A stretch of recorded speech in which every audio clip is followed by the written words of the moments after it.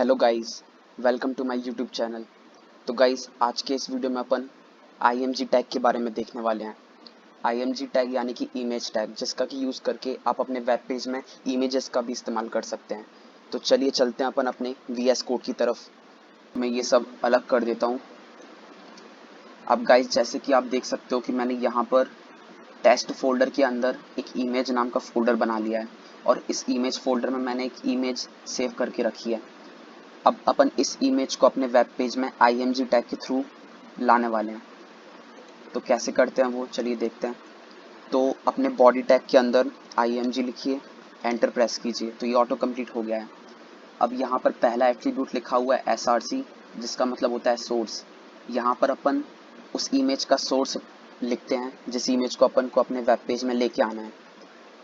यहाँ पर अपन अपनी इमेज का URL भी लिख सकते हैं या तो फिर अपनी इमेज का पाथ भी लिख सकते हैं। तो जैसे कि मैं यहाँ पर अपनी इमेज का पाथ लिख देता हूँ। पाथ क्या है?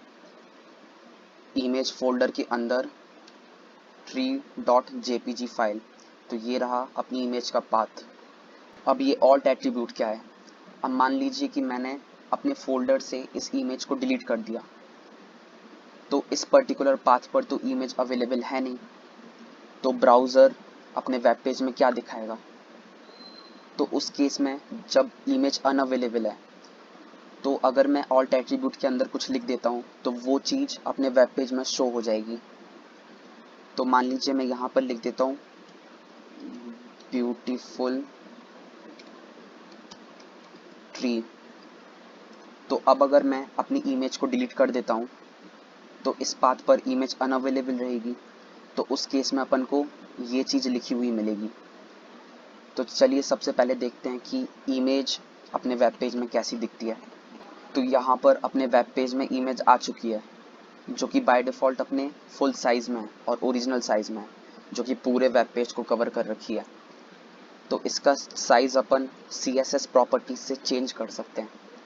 लेकिन अभी फ़िलहाल अपन देखते हैं कि अगर मैं इस इमेज को अपने फोल्डर से डिलीट कर देता हूँ तो यहाँ पर ब्यूटीफुल ट्री लिखा आता है कि नहीं। तो मैंने इस इमेज को अपने फोल्डर से डिलीट कर दिया है और Ctrl+S करके सेव कर दिया है।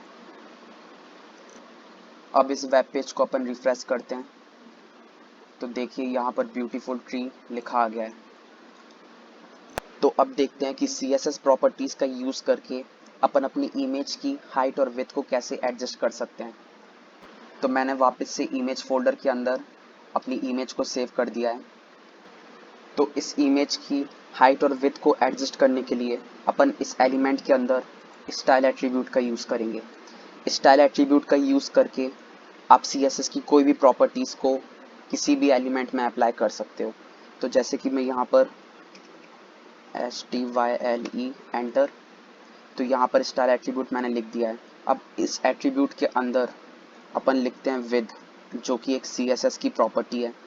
तो मैं इस इमेज की विड्थ लगा देता हूँ 300 पिक्सल और इसकी हाइट में लगा देता हूँ 400 पिक्सल। अब Ctrl+S करके सेव कर देता हूँ। तो यहाँ पे मैंने CSS की प्रॉपर्टीज़ का यूज़ किया है इमेज की हाइट और विड्थ को एडजस्ट करने के लिए, और CSS की प्रॉपर्टीज़ अपन ने इस एलिमेंट में अप्लाई स्टाइल एट्रीब्यूट के ज़रिए की है।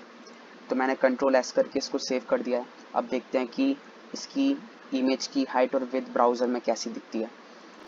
तो यहाँ पर इमेज की हाइट और विड्थ प्रॉपरली सेट हो चुकी है। अब ये पूरे वेब पेज को कवर नहीं कर रही है। तो इस तरीके से अपन स्टाइल एट्रीब्यूट का यूज़ करके किसी भी एलिमेंट में CSS की प्रॉपर्टीज़ को इस्तेमाल कर सकते हैं। CSS क्या होता है, CSS की प्रॉपर्टीज़ को किस तरीके से यूज़ करते हैं, उन प्रॉपर्टीज़ से क्या होता है, ये सब कुछ अपन आने वाले वीडियोस में देखेंगे। तो गाइस, आज के इस वीडियो में बस इतना ही। अगले वीडियो में अपन HTML के कुछ और इम्पोर्टेंट टैग्स के बारे में देखेंगे। तो थैंक यू गाइस।